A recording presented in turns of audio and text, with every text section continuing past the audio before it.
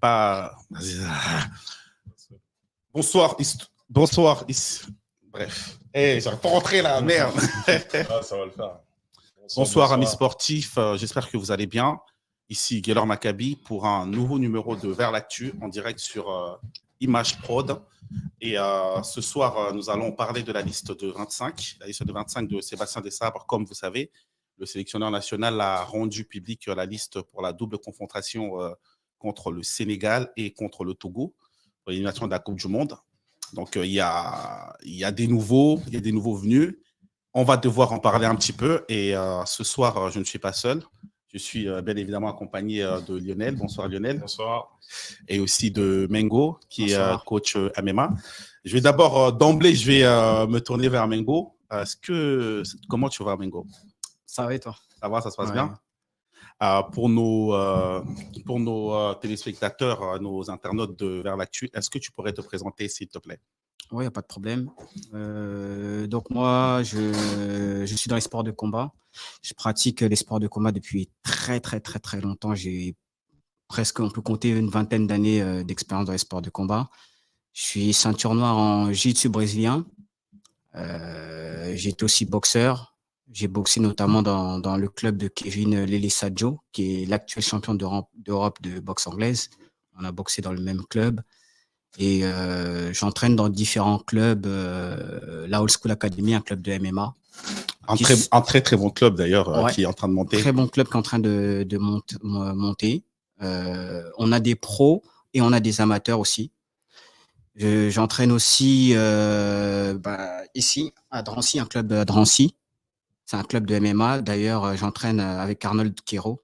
Arnold Kero, on entraîne là-bas ensemble. Moi, j'entraîne sur la partie sol. La partie sol. Voilà. Tu es plus spécialisé au sol, toi, non? Je suis spécialisé sol et boxe anglaise. Mais après, dans les clubs où j'entraîne, c'est surtout, je me focalise surtout sur le sol. Souvent, on fait appel à moi vraiment pour que la partie sol. Mais sinon, je suis expérimenté en tout ce qui est sol et boxe anglaise. C'est vraiment mon dada. C'est ton dada. Lionel, je pense que tu... Ouais, moi, comme toujours, moi, c'est tout ce qui est relatif au sport, football. Et pareil, MMA, en fait, on va beaucoup parler MMA, football, donc sur les deux. Donc voilà, ce soir-là, on va parler football, liste de 25. On va parler des Léopards, de la double confrontation avec le Togo et le Sénégal. Et aussi sport de combat, comme vous avez vu dernièrement, il y a eu pas mal de combats. Il y a eu du MMA, il y a eu de la boxe, il y aura très prochainement de la lutte avec BSD contre un athlète congolais qui est très bien connu. On a eu Yves Landau qui a fait du spectacle, hein, on va devoir en parler un petit peu. Et je vais laisser Lionel mener un peu cette partie sport de combat. Bien sûr. Et donc, on le laisse, quoi. Ok, oui, donc concernant les sports de combat, déjà, comme tu nous as expliqué ton parcours, juste un peu à creuser justement en fait sur tout ce qui est relatif justement à ce que tu fais comme tu as dit de tes coachs. Tu as parlé de la Old School Academy, par exemple, il y a qui comme combattant, on va dire, qui est reconnu ou qui commence à se faire connaître sur la sphère française? Ou un prospect Il y en a plusieurs, oui, il y en a plusieurs. Il y a Amaury Wako, sur les réseaux sociaux, vous pouvez le trouver. Il y a Michael Aljarouge, qui a combattu d'ailleurs aussi au Brave Bahreïn. D'accord, je vois c'est qui. On a Alphand Rocher qui a combattu récemment au KSW. On a plusieurs d'autres. Ok. Et juste avant de rentrer dans tout ce qui est les derniers combats qui sont passés, déjà toi au niveau des sports de combat et le Congo, quel est ton constat en fait sur ça? C'est-à-dire si on va parler par exemple du MMA, tu vois comment toi les Congolais et le Congo en fait vis-à-vis du MMA? Il faut savoir, c'est que nous, au Congo, on a toujours une culture quand même des sports de combat avec, vous connaissez les maîtres, etc. Donc, on a toujours eu cette culture-là. Et on a aussi un talent inné qui est mal exploité. Donc, il faudrait beaucoup plus d'encadrement pour pouvoir vraiment faire sortir tous les talents que regorge le pays. Mais c'est pas ce qui manque. Et du coup, excuse-moi, qu'est-ce qui fait que ce talent-là soit mal exploité justement? Non, il y a beaucoup de choses. Déjà, je pense, comme tout ce qui dans tout ce qui revient, hein, l'état du pays. le gouvernement du pays, les Malheureusement, fédérations. Moi, aujourd'hui, si demain je vais mettre quelque chose en place au Congo, une structure en place au Congo, je sais que je vais avoir les bâtons dans les roues, alors que c'est pour le bien du Congo.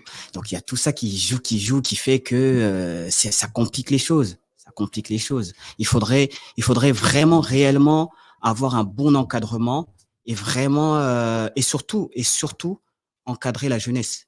Parce que c'est parce qu'on aura une jeunesse qui est encadrée très, très, très, très tôt qu'on pourra vraiment exploiter tout le potentiel qu'il y a. C'est ça. Mais sinon, les talents ne manquent pas. Hein. Les talents ne manquent Les pas. talents ne manquent pas. Ouais. Ouais, c'est exactement ça. Donc, et justement, maintenant, on va très rapidement donc, passer à. Dernièrement, il y a eu plusieurs donc, événements. Donc, dans un premier temps, il y a le Brave. Donc, pour ceux qui ne connaissent pas, en fait, le Brave, c'est simplement une organisation. Hein, parce que dans le MMA, globalement, donc, il y a des organisations. Donc, il y a l'UFC, qui est le plus connu. Donc, il y a le Bellator, qui est connu également. Il y a le PFL et il y a le Brave. Donc, le Brave aussi, c'est une organisation qui est assez intéressante, qui monte également. Et il y a eu donc 3 combats donc, de Congolais qui devaient se faire en fait au sein de cette organisation. Donc il y avait premièrement donc un combat donc qui devait être fait donc avec un Jitinov contre un autre combattant congolais qui s'appelle Prince. Et donc ça c'était le premier combat. Après il y a le deuxième qui était en fait entre donc Moulamba et justement en fait un jeune franco-algérien. Il y a le combat et un autre combat aussi qui devait faire entre Eliezer Kubanza et donc son adversaire. Donc on va parler d'abord du premier combat en fait qui s'est terminé en fait au premier round. Et déjà, qu'est-ce que tu pourrais dire en fait par rapport à ça, en fait, par rapport à Prince, justement, et Jitinov, sachant que Jitinov, c'est un jeune donc, du Caucase qui a été formé avec tout ce qui est Khabib et tout l'islam, enfin, ils s'entraînent avec eux régulièrement. Et donc, il a combattu contre le Prince, le Congolais. Est-ce que tu as vu le combat et qu'est-ce que tu en penses? J'ai pu voir des extraits du combat. J'ai pas pu voir, j'ai cherché à voir le combat en entier, j'ai pas pu le voir en entier. J'ai vu les extraits de la finition. Et sur les extraits que j'ai vus, en fait, le problème qui s'est posé, c'est la défense. Tu arrives face à un adversaire qui, lui, ses armes sont le corps à corps, le sol, etc. Il faut essayer de rester à distance, travailler debout. Et ce qui s'est passé, c'est que lui, il rentrait en fait justement dans la confrontation au lieu de rester à distance. Et malheureusement, ça payait cher parce qu'il s'est fait attraper. Il s'est pris j'avais vu, c'était une guillotine, il me semble. Une guillotine. Après, il y a quelques erreurs techniques qui ont été faites que je pourrais détailler. Ouais, tu peux détailler. Ouais, quelques erreurs techniques. Par exemple. En fait, quand il se prend la guillotine, il reste en face de l'adversaire. La guillotine, donc, pour expliquer, la guillotine, c'est quand je viens encercler la gorge de mon adversaire comme ça avec l'avant-bras. Il reste en fait dans ce qu'on appelle la garde fermée, il reste en face au lieu de tout de suite en fait essayer de sauter sur les côtés pour empêcher en fait que l'adversaire puisse installer sa guillotine. Et encore, il faut serrer, il faut sauter du bon côté aussi. Ouais. Parce que quand tu te fais prendre une guillotine, par exemple, je prends mon adversaire, guillotine bras droit, il faut que je saute du côté gauche, pas du côté droit. Si tu sautes du côté droit, tu vas sur le côté fermé. Tu renfermes encore sur la guillotine. Il faut sauter du bon côté. Donc, il y a eu des erreurs techniques qui ont été faites. Ah, mais après, là, à froid peut-être, mais à chaud, toi, tu es dans ta guillotine. Va falloir que tu réfléchisses, que j'aille du bon côté, fait, tout ça. Pour un spécialiste du sol, c'est naturel. C'est des automatismes. Okay. Mais quand tu connais pas quand le sol, c'est pas ta spécialité, c'est pas instinctif. C'est pas instinctif, d'où, justement, à mieux vaut adopter une stratégie anti-grappleur. Adopter une stratégie anti-grappleur, je reste à distance, boum, je frappe. Quand il veut rentrer au corps à corps, boum, je le repousse. Exactement. Voilà. C'est un truc à travailler. Ça, si la personne elle est peut-être bon en striking, c'est aussi pas bon pour elle, non? De quoi de rester à distance, tout ça. Pas forcément. Non, pas forcément. On voit, il y a différentes stratégies qui peuvent être faites au striking. À l'image de, par exemple, d'un Adesanya à l'UFC. Il rentre, il sort comme un escrimeur. Exactement. Comme un escrimeur. Il rentre, quand il rentre, il frappe, il pique. Et il ressort. Et ça, c'est une stratégie qui marche beaucoup, que les strikers appliquent dans les combats de MMA quand ils arrivent face à des grappleurs. Et ça, c'est la stratégie. Quand j'ai vu les extraits, il m'a semblé qu'il était au-dessus au niveau du striking, en tout cas sur le court extrait que j'ai vu, il était au-dessus par rapport à son adversaire sur le striking. Et à cause de cette erreur-là. Voilà. Après, c'est le combat, hein, ça se joue à rien parfois. Hein. Parfois, il suffit juste d'une petite erreur, de la mauvaise stratégie, la fatigue aussi qui rentre. On est plus lucide. Ouais. Et justement, en fait, donc, il y avait donc ce combat-là qui s'est fini au premier round. Ouais. Et entre Giltinov et justement lui, en fait, Lolia. Après, il y a eu l'autre combat, en fait, de Moulamba contre Giroun. Ouais, Giroun, en fait, c'est un combattant franco-algérien ça fait un moment qu'il est au Brave aussi.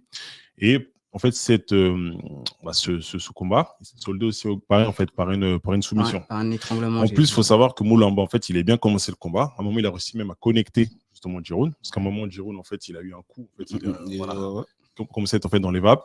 Et après, c'est là, en fait, qu'il s'est repris. C'est là qu'il a commencé, en fait, à prendre directement au sol. Parce qu'il sentait, en fait, qu'il y avait plus ou moins une difficulté, en fait, debout, en fait, en pied-point. Et c'est là, en fait, que Giroun, en fait, est directement parti au sol, a commencé, en fait, à faire le travail, justement, de corps à corps, jusqu'à aller le soumettre. Placer en fait, sa soumission. Là, l'extrait que j'avais vu, c'était un extrait assez court, plus court. Ouais. J'ai juste vu l'étranglement. C'était pas le même type d'étranglement. Ouais, c'était pas une guillotine. C'était un bras-tête. Ouais. Un bras-tête, c'est un étranglement avec ton propre bras qui vient t'étouffer comme ça. Ouais, c'est ça. C'est ce que j'ai vu. Là, bon, à défendre, c'est vrai que c'est compliqué, mais c'est défendable. Après, comme je l'ai dit précédemment, l'erreur, elle a été faite avant. C'est toujours essayer de garder la distance. Ce que j'ai dit juste avant, c'est valable aussi pour lui. C'est vraiment travailler sur ça et les gars, ils doivent travailler sur ça. Si en tout cas leur spécialité à eux, c'est par exemple le striking, ils doivent vraiment mettre l'accent, pas sur forcément travailler le sol, parce que si travailler le sol, c'est quelque chose de très très long. Donc ça servait peut-être à rien de travailler les attaques au sol, mais travailler plutôt un sol défensif qui va leur permettre de rester debout et pouvoir mettre en place leurs qualités, leurs avantages à eux. D'accord. Et donc, ouais, c'est plus l'aspect défensif qu'on va dire globalement, en fait, ils devraient travailler. Voilà. Parce que l'aspect défensif, c'est comme on le voit. Hein, concernant le corps à corps et le sol. Ouais. Parce que comme on a vu récemment, peut-être on va essayer d'évoquer ça. On fait direct, mais par exemple, Cédric Doumbé, on sait très bien qu'il vient du striking. Et on avait un peu des doutes sur son niveau au sol. Et justement, en fait, nous tous, on l'attendait, à savoir, lorsqu'il va avoir en fait, des tentatives de takedown, comment en fait, il va réagir. On a vu comment il a travaillé le sol. Ça lui a permis justement de faire face. Du coup, t'en as pensé quoi de son sol, c'est Jalil? Je connais très bien déjà son coach au sol à Cédric Doumbé. Mediotman, je le connais très très bien. D'ailleurs, c'est un spécialiste aussi des guillotines. Ouais, spécialiste des guillotines, Mediotman. Lui t'a livré en plus, lui. Lui, lui t'a livré. Ouais. Là, on n'est pas à l'abri un jour de voir un Cédric Doumbé placer une guillotine. C'est un spécialiste des guillotines, mais je pense pas que Mediotman. J'ai eu l'occasion de parler avec lui. J'ai parlé avec lui et il m'a dit, lui, vraiment, c'est pareil. Comme j'ai dit, c'est un travail plutôt sur la défensive. Sur la défensive, tu vois. Et ce qui fait quand même la particularité de Cédric Doumbé, c'est que il a quand même des aptitudes athlétiques innées. Ouais. Il a un très bon coup d'œil. Ça, c'est ce coup d'œil-là. Tout le monde n'a pas ce coup d'œil-là. Donc, c'est ce qui lui permet d'ailleurs de réagir très, très rapidement quand un adversaire essaie d'attaquer ses jambes. Bon. On a vu son sprawl.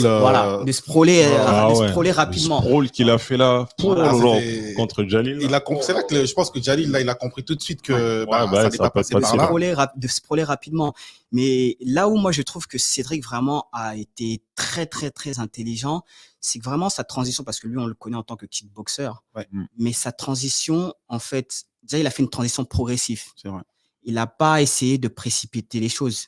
Quand il a commencé à s'entraîner, déjà au sol vers 2018-2017. 2018-2017, il avait déjà commencé à travailler le sol. Donc, il a fait une transition vraiment progressive. Et ça, c'est ce que tout le monde devrait faire, je pense. Il a été vraiment très intelligent. C'est une personne qui réfléchit beaucoup, même sur ses combats, comment il va mener ses combats. Et pour la suite, bon, je le vois pas être champion de l'UFC ou quoi que ce soit. Mais je pense qu'il va encore faire des bons résultats. Il va prendre des gars qui sont très forts et il va nous démontrer que je pense qu'on n'a pas encore vu l'étendue de ses capacités. On n'a pas encore vu l'étendue de ses capacités. Très bien. Et justement, donc, pour continuer en fait dans le checking qu'on allait faire en fait sur les combattants congolais en MMA, il y a eu aussi Bellator, donc le PFL. Il y a eu donc Yves Landou. Yves Landou il a fait plaisir lui. Yves Landou qui a combattu justement. Et déjà, en fait, est-ce que le combat, tu l'as vu et qu'est-ce que tu en penses, en fait? Parce que Yves Landou, comme je pense que tu connais même personnellement, il a une grande expérience, en fait, en MMA. Lui, c'est un ancien breaker. qui s'est converti, donc il a fait voilà, plusieurs combats justement en MMA. Il a une grosse expérience. Donc toi, qu'est-ce que tu en penses en fait du coup de Yves, son combat? Yves, je le connais assez bien. C'est une personne qui naturellement aussi, pareil, il a des capacités athlétiques du fait qu'il vient du break. Ah ouais. Le break quand même apporte beaucoup d'aptitudes au niveau athlétique, explosivité, rapidité, etc. Il a commencé d'ailleurs, il a commencé le sport de combat avec entre autres le jiu-jitsu. Jiu-jitsu brésilien, il a commencé le sol. Si je me trompe pas, sauf erreur de ma part, il est ceinture violette de sol. Et juste même pour la petite info, j'avais entendu aussi qu'apparemment, à l'ancienne, contre Yves Landou, il avait affronté Renier, comment il s'appelait? Nicolas Renier. À l'ancienne, il avait gagné Nicolas Renier à l'ancienne. Il l'avait battu. Je m'en souviens parce que j'étais là. Ah, ok, d'accord. Il l'avait battu. En fait, comment il gagnait ses combats, et c'est très intelligent de sa part, hein, c'était stratégie, que de la stratégie. C'était pas forcément technique. Nicolas Renier, il avait beaucoup plus de technique que lui, mais là où il l'a eu, c'est qu'il a eu la stratégie. Ça veut dire qu'il ne rentrait pas dans le combat, il ne rentrait pas dans la confrontation. Il restait juste à distance. Il restait à distance, juste en attendant qu'on arrive à la limite du combat, à la fin du combat, pour pouvoir le projeter. Voilà, l'enclencher, le projeter. C'est comme ça qu'il avait gagné, je me souviens. Ouais. Et justement, Nicolas Renier, en fait, c'est qui? C'est tout simplement en fait, une personne très reconnue en fait dans le. C'est une ceinture noire de lutte à livrer. Il a même sa salle, un Air Fight. Oui, il en a plusieurs. Il en a ouvert plusieurs. Il a combattu d'ailleurs dans le ADX là. Vendredi. Ouais. Le même événement que Marc Diakhaté. Ouais, il a combattu.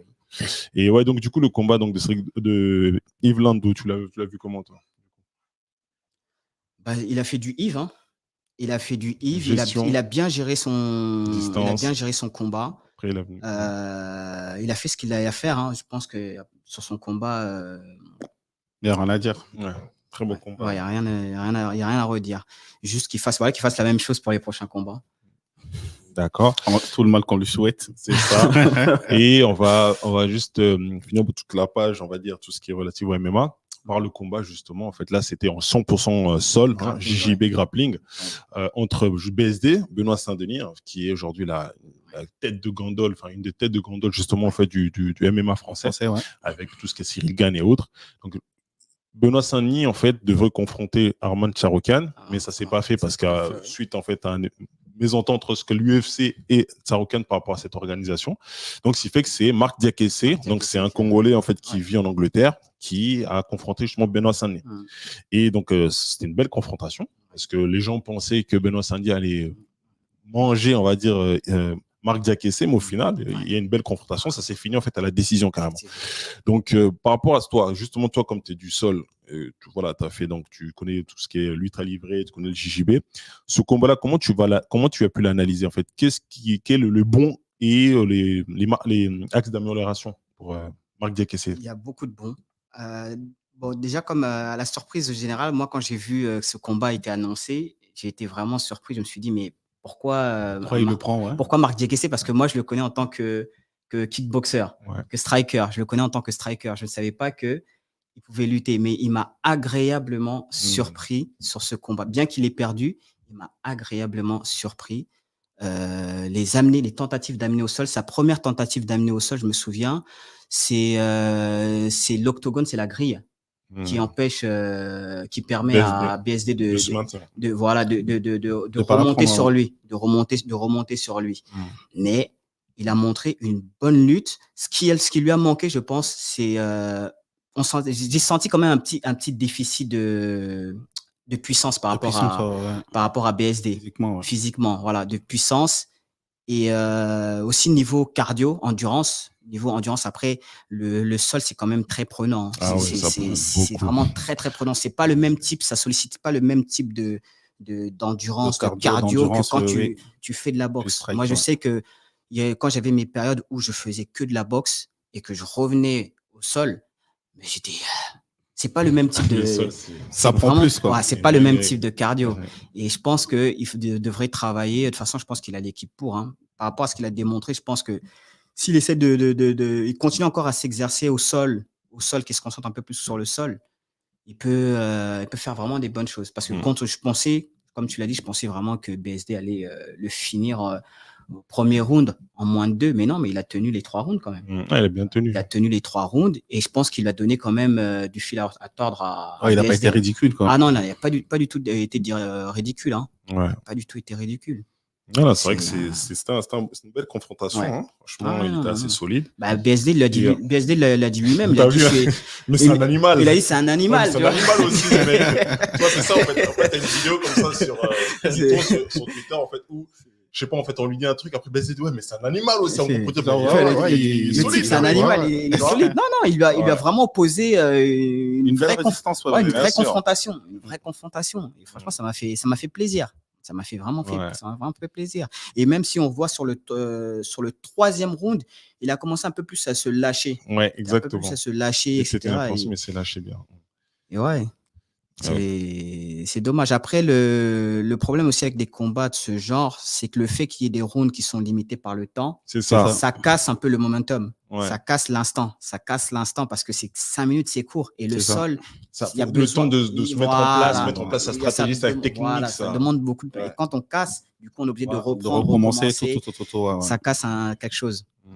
C'est clair. Il aurait fallu, sur un événement comme ça, je pense que faire peut-être même un round de 10 minutes. 10 minutes, par exemple. Un round de 10 minutes au lieu de faire 3 rounds de 5 minutes. Bon, ça coupe. Et juste, donc, pour finir, du coup, pour tout ce qui est donc, la page donc, MMA et sport de combat. Donc là, donc, on a vu tout ce qui est Fury contre Usyk. Hein. On a vu clairement comment Usyk en fait, a gagné Fury. Et quel en est-il justement de notre Congolais, donc Martin Bacolé? Parce que pour la face à ce type d'adversaire, ouais. Parce qu'en fait, justement, Martin Bacolé, comme on sait, c'est qu'il a fait donc des sparring avec Usyk à 2 reprises. Il a fait des sparring avec Fury. Il a fait également des sparring avec Joshua. Enfin, avec tout le monde. En fait, dans le milieu, là, en fait, il est connu. Et il y a certaines langues qui disent même qu'il serait qu'on craint. Et à plusieurs reprises, que ce soit les coachs de Usyk, ils ont dit que clairement que Bacolé, pour eux, c'est le futur champion. Même le manager d'Usyk disait que Bacolé, c'est le futur champion. Tu vois, donc, c'est-à-dire qu'il y a vraiment le potentiel. Et toi, Bacolé, face à eux, même Garo, bien sûr, ton avis, face à eux, toi, tu vois ça comment? Déjà, en fait, comment tu vois Bacolé face au top à ce type de la boxe, et qu'est-ce qui manquerait pour que Bacolé justement puisse les affronter? En fait, qu'est-ce qui manque justement? Bacolé, moi je me souviens, la première fois que j'ai entendu son nom, c'était un peu avant 2016, parce qu'il avait gagné, c'était un championnat d'Afrique comme ça, il avait gagné. Et je l'avais vu boxer. Techniquement, il m'avait surpris. Il m'avait vraiment étonné. À quel niveau? Au niveau de la technique. Ok. Au niveau de la technique, il a vraiment une très, très bonne technique. Et même là, à ce niveau-là, il est au niveau du top 3 mondial. Okay. Il est au niveau du top 3 normal. Tu mets un Bacolé Usyk. Si je dois, bon, par patriotisme, je vais mettre mon argent sur Bacolé. Mais on met ça de côté. Je mets mon argent sur Bacolé qui gagnerait. Peut-être pas avec la facilité qu'il peut avoir avec un autre adversaire, mais il a sa chance. Techniquement, il a une très très bonne technique, il a une vitesse de bras, ce qui est étonnant parce qu'il est grand. Il est un peu gras, oui. Il est grand et lourd. Et sa gauche là, elle va vite. Il est grand et lourd, et surtout, moi, ce qui m'étonne avec Bacolé, c'est qu'il a un coup d'œil.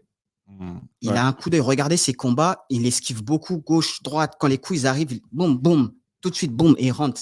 Et c'est pas quelqu'un qui recule, c'est quelqu'un qui avance toujours. Quand vous avez une personne qui ne recule pas, qui fait avancer, qui vous met la pression, il faut supporter. Hein.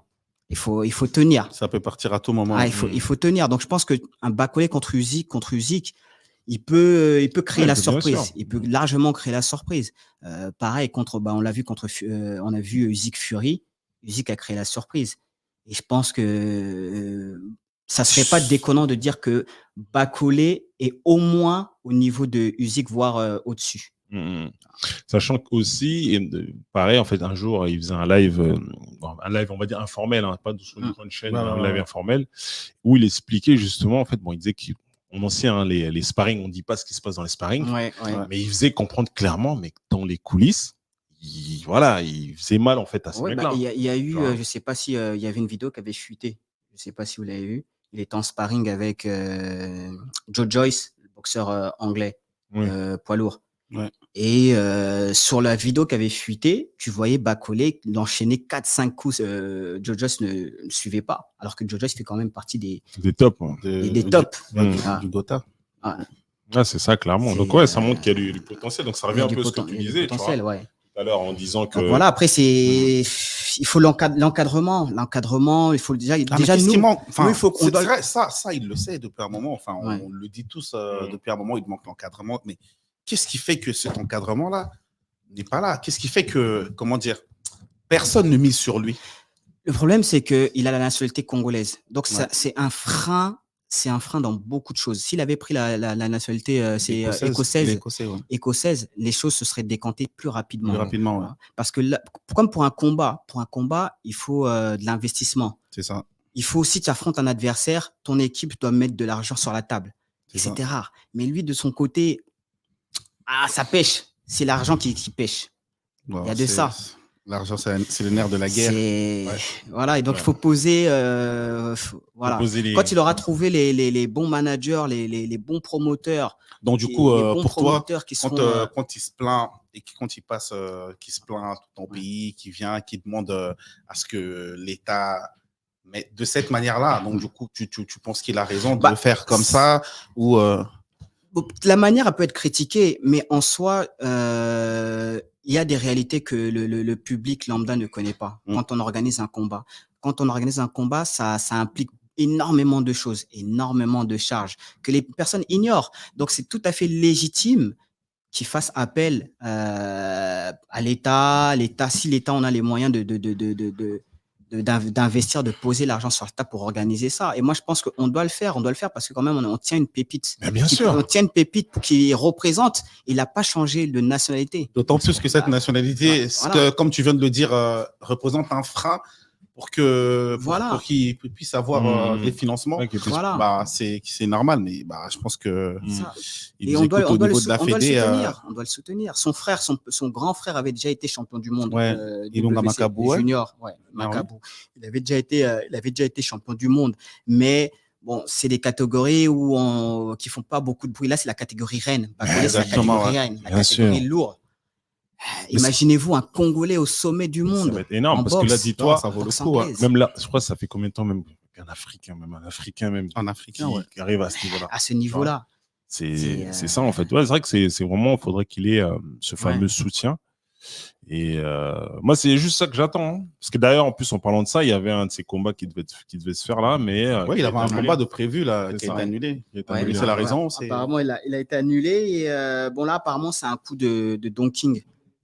Don King, bon, il a encore le bras long, qui aurait mis son poulain, celui qui avait battu Bacolé en 2018, Hunter. Il l'a placé. Je sais pas comment il a réussi à le faire, mais bon, il l'a placé. Malheureusement pour lui, il pourra pas l'affronter. Ce qui est dommage, mais bon. La chance, sa chance viendra par arriver à un moment ou à un autre. À un moment ou à un autre, on espère tous pour lui. Il fait que dans le classement, il fait que évoluer, il fait que progresser. Là, il me semble qu'il est classé 9e ou 10e mondial. Donc, il fait WBA, il est premier, je crois. Ouais. WBA, il est premier. WBC, il est 9e, je crois. 9e. Donc, il fait que, donc, à un moment ou à un autre, ils n'auront pas le choix que de lui laisser sa chance. Voilà. Ils n'auront pas le choix à un moment ou à un autre. D'accord, donc là, on a fait un peu le point rapide sur tout ce qui est relatif au MMA, sport de combat. Donc c'est pour comprendre vraiment qu'il y a du potentiel au niveau Congo, mais faut que derrière ça suive, c'est-à-dire que les talents il est là. Maintenant, c'est la gestion, c'est la formation, comme un peu dans tout, quoi, dans ce pays. C'est bien ça le problème. Exactement. Et c'est ça. Après, Mengo, moi j'ai une question. C'est bien beau de dire tout le temps, c'est peut-être oui au pays, peut-être qu'ils vont mettre ceci, cela. Est-ce que à votre niveau ou des gens peut-être que tu connais, vous avez essayé de mettre en place quelque chose et que ça n'a pas suivi? J'ai un ami Félicien Matoko, ceinture noire de jiu-jitsu brésilien. Il a créé un club au Congo de JJB. Il est parti là-bas il suit quand même ce club, il donne un encadrement. Il est parti là-bas pour faire passer des grades. Ça lui a créé des problèmes. Ça lui a créé des conflits avec la fédération de là-bas. C'est toujours ça le problème. C'est Ah, quand mais on après- essaie de faire des choses, mais on nous met des bâtons dans les roues. C'est même Ah. fédérations qui ne foutent rien, C'est ça le qui problème. ne font rien, mais c'est eux qui Encore viennent mettre si- des bâtons dans les roues. Et encore si Non, mais c'est faisaient, incroyable, voilà, encore si ces fédérations-là, elles étaient honnêtes, elles faisaient quelque chose de bien. Mais là, en fait, ils ont juste ils portent juste le titre de maître. Mais ça n'existe même Oui. pas. Mais c'est normal. Quand, en fait, ils ont peur que les gens leur, comment Ouais. dire, que les gens leur, Leur volent un peu leur. Leur volent la vedette, compétence, ils savent que la mais compétence, c'est- ça va les faire, c'est ça, ça voilà. va les mais c'est éjecter. n'importe quoi. Si tu C'est fais ça. rien, laisse ceux qui ont Alors la que nous, compétence on a justement de faire les alors choses. que nous, on a vraiment l'objectif de faire des choses pour le bled. Parce que Bien sûr. pas forcément pour nous, hein, pas par intérêt. Mais ici, Mais vous avez juste- votre confort. Voilà, vous n'avez pas on a- besoin de ça en vrai, voilà. quelque part. C'est vraiment que par patriotisme et parce qu'on aime ce pays, tu vois, parce qu'on vient de ce pays. Moi, je suis né là-bas, je suis né au Congo, je suis né à Kin. Je suis arrivé ici, j'avais 4 ans. J'avais 4 ans, mais j'ai gardé cet amour du pays. Bien Et si sûr. je fais les choses, c'est pour là-bas. Mais tu veux Exactement. faire les choses, tu vas là-bas, on te met les bâtons dans les roues, c'est compliqué. Mm. Ah, mais après, c'est clair, faut C'est- pas lâcher parce que ce pays-là, il nous appartient Bien sûr. tous. Et à un moment donné, ces vieux croutons, ils vont sûr. devoir à un moment donné lâcher. C'est Ouais. c'est indéniable, quoi. Faut pas arrêter. C'est un problème de mentalité, tout un problème de mindset. Mm. C'est la mentalité. Et j'espère que ceux qui arriveront Malheureusement. après auront une mentalité un peu plus. Ah, faut forcer la porte. Faut forcer Et- la porte. Bah, Et, je pense qu'on n'a pas le choix en fait. ouais. Parce que sinon, rien qui se passe. Non, c'est clair. Bah, c'est ça, Ouais. parce que comme on dit même aujourd'hui, il y a beaucoup de talent. Par exemple, regarde, toi, tu es ceinture noire de JJB, Félicien Matoko est ceinture noire de JJB. Pas mal de En combattants Belgique, congolais je connais qui- aussi également, donc il y a beaucoup de frères aussi là-bas qui sont voilà, très bien positionnés dans le JJB. En MMA, tu as beaucoup de gens, tu as Yves Landou qui sont expérimentés, tu as Marc Diakessé qui est à l'UFC. Donc, ce fait qu'il y a vraiment sur tous les domaines, on il y a peut un vraiment grand faire quelque chose. vivier. Il y a un En vivier. kickboxing, bah, tu as Ulrich Bokeme, en fait, qui récemment en fait, a combattu contre le champion. Qui a combattu au Glory. au qui est Glory. une Oui, des- le Glory, ouais, c'est une ça. des organisations les plus prestigieuses Bien sûr, tu au vois. monde. En boxe anglaise, bon, on va pas le redire, hein, on a, comment il s'appelle, on a Martin Bacolé, on a aussi bon, tout ce qui est Tony Yoka, les frères Yoka, les cousins Yoka, et Chris et Sabé aussi, tu vois. Donc, il y a Ouais. du monde. Donc, c'est-à-dire qu'il y a vraiment de quoi faire. Maintenant, après, il faut que ça suive au pays pour que voilà, ça puisse impulser quelque chose. Parce que, comme on dit, voilà, le Congo a une histoire avec la boxe. Ah, hein, mais la boxe déjà, anglaise. quand tu exactement. regardes l'état du ministère des Sports, on comprend tout de suite. C'est même pas un ministère des Sports qui est là-bas, c'est un ministère de football. Et même dans le football, C'est ça. ils foutent rien. Foot rien. Donc, C'est ça. c'est juste ça qui est malheureux. Donc, Ouais. qu'on essaie de nous mettre des personnes compétentes et qui ont vraiment l'amour du sport, pas qui pensent connaître le football alors qu'ils ne connaissent pas, Mm. mais qui nous mettent des personnes qui veulent vraiment travailler Ouais, c'est pour ça. l'amour du pays, c'est tout. Pas pour leurs propres intérêts comme ceux qu'on a en place, c'est tout. Mm. Exactement. Ouais. Exactement. Donc voilà, donc là, on a fait le point justement sur tout ce qui est relatif au sport de combat. Là, maintenant, on va faire la transition. Je vais Ouais. repasser donc le micro à Ouais, donc Gaylor là, pour tout ce qui est on a- relatif au football. On va parler rapidement aussi. Ouais. Enfin, on va s'étendre un peu sur Oui, le on va foot. on va s'étendre un peu sur la liste. Comme nous le savions tous, le sélectionneur national Sébastien Desabre a rendu officielle la liste des 25. Il a convoqué 25 léopards pour la double confrontation contre le Sénégal bientôt et le Togo la semaine d'après au Stade des Martyrs. Donc déjà, quand on regarde, on peut déjà regarder la liste. Quand on regarde, il a convoqué 3 gardiens. Dimitri Berthaud de Montpellier, Esdras Kabamba, Timothy Fayoulou de Sion. En défenseur, on a Axel Twanzebe d'Ipswich, Gédéon Kaloulou. Gédéon Kaloulou, à la FECOFA, là, ils ont marqué Gédéon Kaloulou Besiktas. Non, ils l'ont déjà mis à Besiktas. Gédéon Kaloulou de Lorient, Joris Kayembe de Rennes, Enoch Inonga, Chancel Bemba de l'Olympique de Marseille, Dylan Batubinsika de l'AS Saint-Etienne. En milieu, nous avons Charles Piquel de Cremonese en Italie, Aaron Chibola, Edo Kayembe de Watford, Samuel Moutoussamy, petit nouveau, Noah Sadiki de l'Union Saint-Gilloise, Grady Diangana de West Bromwich Albion, Gaël Kakuta de Amiens, Meshak Elia qui est champion de Suisse, de Young Boys, Shadrach Akolo de Saint-Gall, son retour. Ah, Théo Bongonda du Spartak de Moscou, Et en attaquant, nous avons Yohan Wissa, Brentford, Fiston Mayele, des Pyramides en Égypte. Nous avons Simon Banza, du Sporting, et le Titi parisien Samuel Essende de Vizela. Déjà, d'entrée comme ça, les gars, la liste là, qu'est-ce que vous en pensez? Pour la liste, donc, moi je dis ça va. Quand je dis ça va, dans quel sens comme on savait qu'il n'y aurait pas eu beaucoup de nouveaux. Donc là, je suis relativement content parce que Tuanzebe, c'est vraiment un renfort en plus. C'est un bon joueur qui était formé donc on sait à Manchester United. Et donc là, il vient de monter, donc comme on avait dit la dernière fois, en fait, en première ligue avec son club Ipswich. Et Noah Sadiki, pareil, en fait, donc je suis content parce que comme lui, avec son jeune âge, il a choisi de choisir pour. Oui, c'est vraiment un vrai choix. C'est vraiment un choix. Il a vraiment choisi de jouer pour le Congo. Donc on sent que derrière, ça se voit que c'est du caractère. Il a du caractère. Il est déterminé. Donc ça, je pense que c'est un bon futur leader plutôt qu'on va avoir pour la sélection. En plus, il est talentueux, donc c'est vraiment un plus et polyvalent. Après, il y a le jeune donc, SND, donc le Titi parisien, qui, donc j'ai vu un peu ses prestations, il est plutôt bon. Il est grand, il est puissant, il marque de la tête, c'est un point qu'il nous fallait en fait en attaque. Après, ce que j'aime bien aussi, c'est que il y a encore donc la structure de la CAN. C'est-à-dire qu'en gros, l'esprit, entre guillemets, la CAN est encore présente. Donc, on le verra sûrement, je pense, sur le terrain, hors du terrain. Voilà, il y a encore cette colonne vertébrale qui est on ne repart pas de zéro, quoi, comme à chaque fois. C'est ça qui est important, c'est de garder cette ossature et de la renforcer au fur et à mesure. Après, bien évidemment, ceux qui seront moins performants, petit à petit, vont commencer en fait à partir, mais la structure reste là. Donc ça, c'est assez intéressant. Il a pris Dimitri Berthaud en gardien. Ouais, il a pris. Moi, il m'a fait une bonne impression sur la dernière CAN. Ah oui, bien sûr. Sur les derniers matchs qu'il a joué, il m'a fait vraiment une très bonne impression. Très bon, Dimitri Berthaud. Même là, à Montpellier, il a fait 3 matchs titulaires. 3 matchs titulaires. Il fait du très bon choix. Et comme on dit à la dernière fois aussi, Berthaud formé en fait à Montpellier. Sachant que Montpellier, c'est une belle école de gardien. Donc, c'est pas n'importe quoi.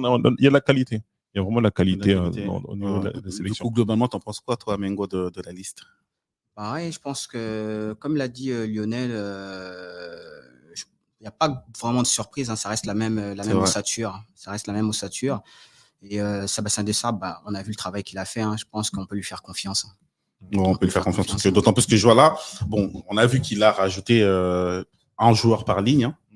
Il a pris un gardien, un défenseur, un milieu, un attaquant en plus. Donc, quelque part, par petite bribe, même si il y a peut-être des joueurs qu'on aurait voulu peut-être voir un peu. Style Mukau, style Metinho Silou. Moi, franchement, c'est vraiment mon regret de cette liste. Parce que la 6, elle est très bien. Mais c'est juste vraiment, c'est mon regret, Metinho Silou. Parce que je pense que les jeunes, quand on peut les intégrer, il faut les mettre. Et aussi, il y a un tout petit regret aussi. Je pense que, un petit regret, ça fait très longtemps qu'il n'y a pas de joueurs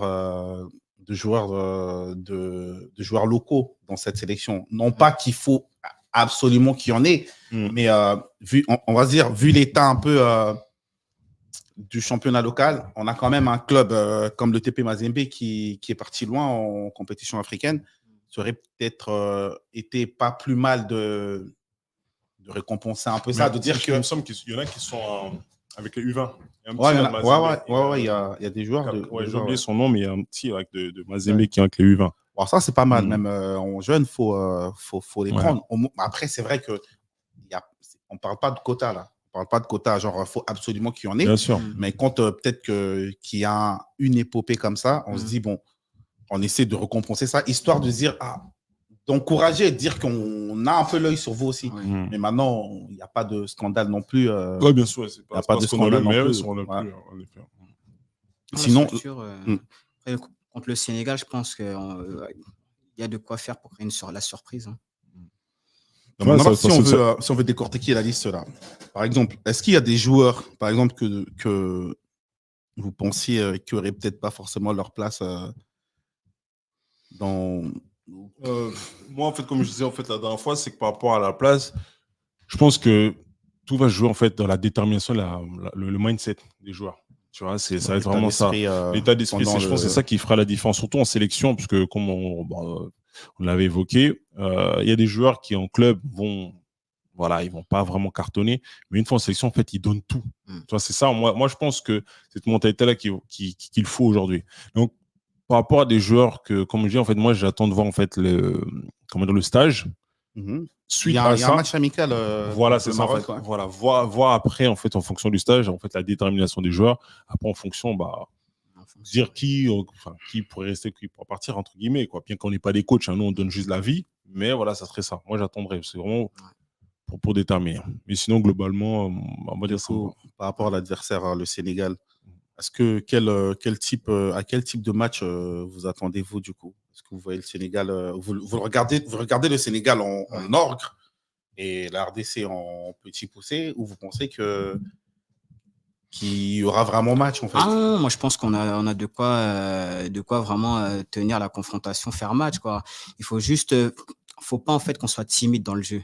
Il va falloir vraiment rentrer dedans, être offensif, et c'est un peu ce qui nous a un peu coûté contre la Côte d'Ivoire lors de la CAN, c'est que on a commencé le début du match, on a commencé on a fait un bon début, très offensif, mais dès qu'on a en fait baissé un peu cette pression-là, c'est là on a fait que subir. On a fait que subir. Exactement. Et il ne faut pas justement contre le Sénégal qu'on subisse de la même manière. Il faut rester offensif. Et je pense que si on adopte ce jeu-là, bon, après Sébastien Desabre il connaît mieux que nous, mais si on reste offensif, je pense que ça peut le faire. Mais c'est ça en fait, il faut qu'on soit décomplexé. C'est ça en fait la clé. Exactement. Décomplexé, jouer notre jeu, être solide derrière et essayer de profiter, on va dire, de certaines solide brèches. derrière, ils le seront. Parce Ouais, que c'est là, ça. parce que quand on regarde justement quelque chose que je voulais qu'on évoque un petit peu aussi, c'est la position de Axel Tuanzebe, parce qu'on sait qu'il peut jouer arrière droit, il peut jouer aussi en défense centrale. Donc là, par rapport à ce match-là, parce que là, est-ce que tu le mettrais directement à droite, sachant que de l'autre côté, en face, on va avoir une confrontation, Sadio Mané, Gédéon Kaloulou. Est-ce que tu penses qu'on laisse Kaloulou ou direct, on met du Tuanzebe directement? Ouais, c'est vrai que c'est assez complexe. Mais après, moi, je pense que là, on va dire derrière, il y a les automatismes. Hein, Kaloulou, Chancel, avec soit Dylan ou Ilonga. Et à gauche, Masuaku. Et au fur et à mesure, faire des réajustements si besoin. À droite, tu garderais toi Ouais, je le garderais comme ça, parce que surtout que le match contre le Sénégal, c'est un match important. Ça ne te fait pas peur, Kaloulou face à Mané? Après, le truc, c'est que, comment il s'appelle, commencer en fait en sélection avec un match comme ça, surtout face au Sénégal, tu vois, je pense que. Le gars, il a joué à Manchester United. Ouais, c'est clair. Après, moi, je me dirais c'est petit à petit. Je pense que. Parce qu'en fait, c'est petit à petit. S'il y a un match, moi, je pense, où il faut, justement, dont on a besoin des joueurs d'expérience comme ça, je pense que c'est un match comme ça. Ouais, c'est vrai que moi, je miserais d'abord mettrais Gédéon et petit à petit intégrer Tuanzebe si besoin. Ouais, moi, je ferais comme ça. Parce qu'en fait, je me dis, c'est jamais bon. Ça peut être dans les deux sens. Bon, admettons, voilà, il y a la pression, ça reste la pression. Surtout que là, c'est en sélection. C'est-à-dire que là-bas, c'est en club, là, c'est en sélection. Là, c'est ta nation. Donc, c'est-à-dire que le mec, on ne sait pas comment il va gérer cette pression-là. Bien qu'il a l'expérience au niveau des clubs, mais admettons comment il va gérer ça. Et si, admettons, il gère mal et que, je sais pas, moi, il y a un but qui vient par lui, on sait très bien comment ça se passe avec les supporters. Alors que peut-être que le mec, il a mal géré la pression. Tu vois ce que je veux dire? Donc, c'est ça. Que là, Gédéon Kaloulou, il a déjà les. Il n'aura pas la pression par rapport à ça. Voilà, il a les automatismes. Il sait qu'est-ce qu'il doit faire. Il sait que Chancel, il va parler avec Chancel. Tu vois, ils ont leur rouage. Ce serait ça. Moi, je pense que vraiment, c'est si vraiment, Gédéon Kaloulou, ça se passe mal. Là, éventuellement, Tuanzebe peut venir. Tu vois. Bien que ça reste aussi pas évident de rentrer en plein match comme ça. Tu vois ce que je veux dire? Non, moi, je l'aurais mis direct. Je l'aurais mis directement face à Mané, qui se débrouille entre eux là-bas. Directement, vas-y, viens te reposer un peu, c'est pas grave. Tu auras ta chance des autres matchs. Moi, je mettrais une défense Chancel. Après, Chancel, peu importe qui l'accompagne, que ce soit Inonga ou Dylan. Mais franchement, je mettrais quand même Dylan là-bas à l'extérieur, au Sénégal. Je mettrais quand même Dylan. Je mettrais Dylan Chancel. D'autant plus que Inonga, ça fait un moment qu'il n'a pas joué. Et la dernière fois qu'il avait joué pendant le derby là, de la Tanzanie, Kwaso Yanga, ça s'était hyper mal passé. D'accord.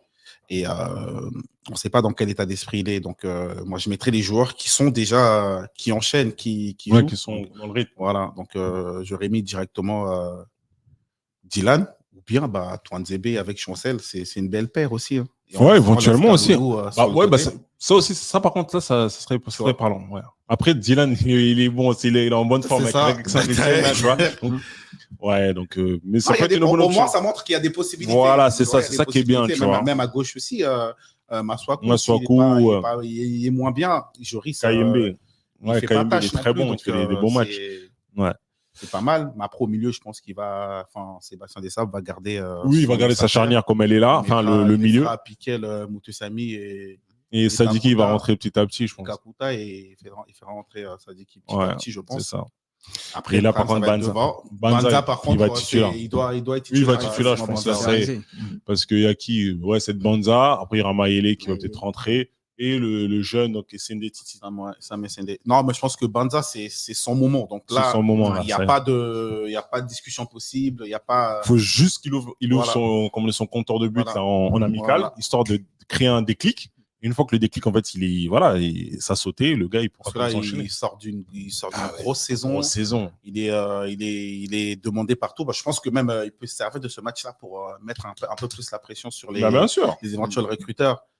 Ça va faire un gros match contre le Sénégal, marqué, c'est pas rien. C'est pas rien. Bien sûr, c'est un vrai plus. Et à gauche, Wissa, pour moi, intouchable. Il cartonne. Et il a fait une saison. Oui, ça, il est en train de nous pondre là. Depuis la CAN. Il cartonne, le mec. Il est en train de. Ouais. Donc, il faut mettre les mecs en forme. Moi, j'ai dit Méchac. De l'autre côté. Après, de l'autre côté, à droite, ça va se jouer entre Méchac et. Moi, je dirais Méchac. Parce que, quoi que Théo, en fait, il a fait des belles prestations récemment. Théo, moi, j'ai Méchac en entrée, c'est pas mal quand il rentre en Méchac. Enfin, pas d'entrée, genre en joker. En joker, ouais. Pendant que l'adversaire est un peu fatigué, il y a les gens qui commencent à. C'est ce que j'allais dire. Et là, on rentre Méchac pour apporter de la vitesse. Parce que des fois, quand il débute, Méchac, des fois, il peut nous faire des trucs, on se demande mais pourquoi tu pousses la balle comme ça. Je peux me rappeler une fois la CAN, je sais pas, c'est contre le Maroc ou la Tanzanie. Ouais, oui, il a poussé la balle, je sais pas, on dirait. Contre la Guinée, non, pas contre la Guinée. Non, oui, je crois que c'est contre la Guinée, je crois. Non, Zambie. Non, contre la Guinée, je crois. C'est contre la Guinée ou en tout cas. Je sais que j'étais en route, moi, pour aller juste regarder les matchs. Je me dis, ouais, il a fait une dinguerie. Je sais plus c'est quel match. Tu vois, Mais après, je pense qu'il peut deux fois avoir certains, on comprend pas, certaines réactions dont on peut être étonné. Mais je pense que on rentrer en fin de match en deuxième partie de mi-temps qui rentre. Les jambes sont fatiguées de l'autre côté. Et je pense que Théo au début, histoire de tenir un peu la balle, chercher un peu aussi les gars devant, je pense que l'équipe va être plutôt celle-ci. Bien sûr. Voilà, je pense que je pense que si on le met comme ça peut être intéressant. De toute façon, le banc il est assez intéressant, tu vois. Ouais, le banc sur toutes les lignes, maintenant, ça commence à ressembler à quelque chose. Les places vont commencer à être de plus en plus chères. Mais oui. Sachant que là, on voit déjà les jeunes U20 là, il y a des bons joueurs. Oui, et les meilleurs, j'espère et je pense qu'ils vont comme ça petit à petit, comme Sadiki, comme ça monter en fait chez les seniors. C'est ça en fait qu'il faut. En fait, c'est comme on sait que les jeunes, les meilleurs montent. Et c'est ça en fait. C'est ça qu'on devait faire depuis des années. Tout le monde fait ça. Tout le monde fait ça. On est de manière spontanée, genre en fait, bam, il y en a un, tu vois. Non, là, c'est bien. Tu vois, Sadiki, là, il était leader chez. Il n'a pas fait de compétition, mais il était leader chez les U20. Et là, maintenant, voilà, son talent fait que maintenant, il est avec les seniors. C'est bien. En plus, il arrive, il a faim. Il a fait une bonne saison. Fin de saison aussi. Donc, il arrive en balle. Donc, on espère qu'il va prendre le train directement. Et bien sûr. Ça peut être vraiment comme le dit le coach Francis. Ça peut être vraiment un exemple pour toute cette génération-là. Grave. Salutations à coach Francis Sadiki. Hein. Donc, non, on pense que ça peut vraiment être pas mal. Bien sûr. Donc, du coup, on va aller au jeu de pronostics. Du coup, les pronostics RDC, déjà, Maroc RDC, parce que je pense qu'on a des joueurs, ils vont se donner. Parce que le Maroc, il prépare son match contre le Congo-Brazzaville à Kinshasa. C'est pour ça qu'il qui veulent jouer la RDC, d'après eux, je pense qu'ils se disent que c'est des équipes un peu similaires. Ouais. Même si je Même pense zone. pas. Je pense pas du tout. On joue C'est pas vrai. du tout pareil. Et nous non plus d'ailleurs. Je pense pas que le match, la pertinence du match de jouer le Maroc alors qu'on joue le Sénégal, Ouais. je comprends pas trop. Oui, après, bon, ça, je pense que c'est plus en termes d'opportunité. Je pense pas qu'il y avait beaucoup d'équipes qui étaient disponibles. Je pense qu'ils ont pris le Maroc, sachant qu'il y a des accords. Ça fait un moment C'est quand même ça, ouais. qu'on peut jouer le Maroc en amical, les équipes vont faire des camps au Maroc. Le Maroc, ouais. Et sinon, moi, pour une pronostic RDC contre le Maroc, je dirais 1-1. En fait, un match nul. En fait, ça va marquer, ça va mais ça va pas vouloir trop. Un match très fermé. Voilà, fermé, mais ils vont pas Ouais. vouloir trop se blesser. Je C'est pense, ça, tu vois. exactement. Donc, je pense que ça va jouer, mais ça va vouloir aussi se préserver pour les matchs de qualification. Sénégal, RDC, bon, c'est compliqué à entre ce que je veux et entre ce que. Non, tu dis pas c'est c'est un prono. Pour ça, franchement, vas-y, on va aller sur un match nul, un 2-2. Un 2-2. Ouais, je vais sur un match nul. Enfin, Moi, je dirais 1-0 contre le Maroc pour ouais. le RDC. Ouais. Sénégal, je verrais bien 2-1 pour RDC. Je verrais pareil aussi, moi. Ouais. Un bon 1-1. Un but partout pendant longtemps. Et un but genre, allez, à 10 minutes de la fin. De qui? Ouais. Moi, peu importe qui marque. Même Même si c'est le gardien, on prend touche, tout, frérot. Par contre, pourquoi? Parce que je pense vraiment que cette équipe du Sénégal, elle est prénable. D'autant plus que c'est beaucoup de ces titulaires n'ont pas vraiment enchaîné. Ouais, c'est clair, ouais, surtout qu'il y en a beaucoup dans le golf. Il y a beaucoup, leurs deux latéraux déjà titulaires sont blessés, à gauche et à droite. Après, à gauche, il leur reste Diallo, peut-être qui peut dépanner à gauche. À droite, je crois, il mettra Formose Madi, je sais pas. Dans l'axe, il fera jouer sûrement Koulibaly et Moussa Niakate. Hein. Ouais, non, mais en fait, il y a moyen. Il y a moyen, mais toi, c'est comment on va aborder ça et c'est au milieu, la bataille, ça va se jouer, ça va jouer au milieu de terrain. Donc, non, moi, je pense qu'on a largement nos chances. D'autant que si tu regardes, tu vas avoir Togo, RDC, Togo, Sénégal ou Sénégal, Togo. Le dernier match du Sénégal, le Sénégal gagne, mais Togo, c'est un PSG Dortmund. Hein, ils tapent des poteaux, ils tapent des barres. Ils ont des occasions, tout ça. Mais à la fin, faudrait être efficace. Ouais. Faut être efficace. Donc, non, moi, je pense que ça. En tout cas, ça sera un bon match à regarder sur Beansport. Qui va manquer ça sera sur Beansport, sur une belle pelouse. C'est ça. Il n'y aura pas besoin d'aller chercher les liens, tout ça avant le match. Non. Quand le Sénégal, donc, ça va être sur Beansport pépèrement tranquille. Ouais, donc, non, je pense que ça sera un bon match à suivre. Donc, je sais pas, vous avez quelque chose à rajouter moi, pas. Juste en fait que donc normalement cet été, je vais réorganiser, avec la page en fait Congo Sport Combat, en fait un événement comme j'ai fait en fait une période donc avec Mengo, avec Félicien Matoko, avec vraiment que ce soit donc des des personnes en fait gradées en fait en JJB, ceinture noire, d'autres en fait qui dans le MMA, il y en avait aussi Makindu. Qui est lui en fait il fait du kickboxing, voilà, en fait avec plusieurs disciplines. En fait on va faire un événement en fait justement pour essayer de mettre en fait une synergie entre les sports de combat congolais, entre les Congolais, afin de pour essayer de faire en sorte de se donner de la force et d'essayer de montrer qu'il y a du talent et qu'on puisse aller de l'avant, quoi. Voilà, tout simplement. Et voilà, donc et si pourquoi pas dans le futur monter une structure vraiment entre nous, vraiment congolais, qui exactement des trucs. Exactement. En fait, il y a tout ce qu'il faut. On a le talent, il y a l'expertise, il y a la compétence, il y a l'audiovisuel, on a tout ce qu'il faut. S'organiser. Voilà, exactement, se donner la force. Non, de toute façon, on s'organisera. On n'a pas le choix. Donc, du coup, Mengo, c'est quoi ton mot de la fin? C'est quoi les prochaines échéances pour toi? Tes poulains, tout ça? Moi, là, il y a un événement le 1er juin à Drancy. C'est un événement en fait où il y aura du MMA, du grappling et du Muay Thai. Et je vais coacher un de mes élèves là-bas, ça sera Drancy. On va suivre, on va suivre ça de près. Donc, du coup, des dédicaces, des gens que vous voulez saluer, tout ça. Ça fait toujours plaisir. Hein. La famille, les gens qui me connaissent, les gens qui me reconnaîtront parce qu'ils sont tellement nombreux que si j'en oublie, c'est toujours comme ça. Toujours ça. Non, mes potes, Biggie, Kazmi, Poulain, ils se reconnaîtront. Lionel. Moi. Pas de Mabanga.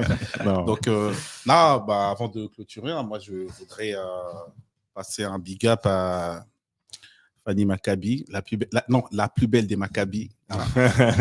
La grande sœur, Fanny Maccabi, la femme de tonton Jean-Claude. Bah, écoutez, big up à toi. Sinon, je voulais quand même encourager un événement qui allait se passer le 7 juin. La nuit congolaise, avec tous les animateurs, tout ça, Brigade Sarabati, Lobesso Pota, tous les animateurs que vous connaissez, Zaparo des Guerres, vont s'affronter un peu à cette nuit de Paris. Organisation de Gaylor Wanted, big up. Sinon, voilà, big up à Curtis Minard, Etsangungu, Gunther Zugambundo, Nga, Moussase, Pati Moussase, Guigui Mvumbi, Thierry Wembo, tout ça, et Fos Nduelo. Donc, big up à vous. Et aussi, j'allais oublier joyeux anniversaire à Biguette Picha, Maman Naofadi. Big up à toi. Quant à nous, on vous dit pour rester branché sur Image Prod, Shango Basket, Faya Basket, et vers l'actu. Allez sur nos pages, suivez-nous. Vers l'actu, Matondi. Tu as des pages, Mengo, sur lesquelles on peut vous suivre? J'ai ma page Instagram, Mengo Style. Donc, allez-y, suivez et on vous attend. Sinon, en attendant, on vous dit à bientôt. Ciao.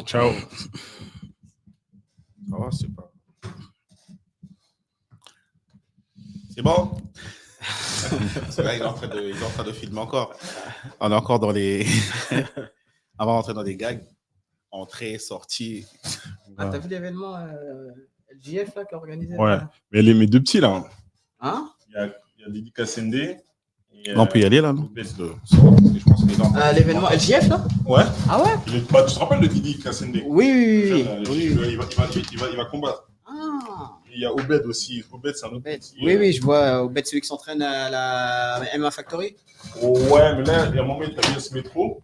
Il a fait US Métro. Ouais, mais après, ils sont plus d'Orléans, en fait. Ils sont un peu partout, tu vois. Et d'ailleurs, c'est eux, en fait, qui veulent que je fasse un truc avec Yves Blanc. Ah.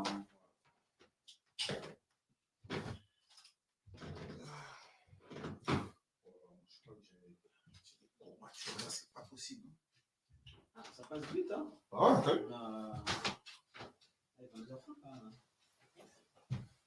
Moi, je pense qu'il faut que j'achète des trucs. Tu sais où je peux acheter un truc ouvert là? C'est un truc là à côté, là, Coxy Market, là. C'est juste à côté, c'est pas loin. Ah, il est à côté là? Ouais, j'ai déjà été une fois là. Ça marche, on va aller voir ça. J'ai déjà été une fois là. Tard la nuit, là, je revenais du sport. Ah ouais, il est vraiment fier des. Ah oui, les choses, lui. Tu sais, c'est Daro, il voulait pas qu'il joue pour la Belgique. Hein. Ah ouais. Je voulais lui mettre un petit tacle Daro là, mais. Noah Sadiki. Son père, il ne voulait pas. Genre, le petit, il est parti à King tout seul. Même des sabres, il a. Baron de Batsa Bakal.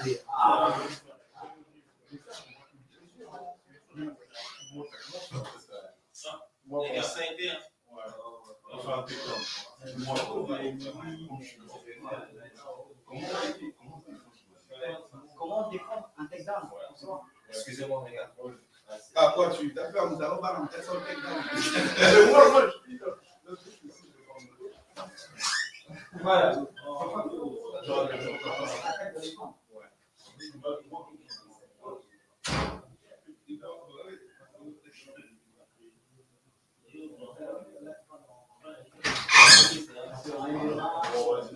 Okiti muke libulu ene pene zamba.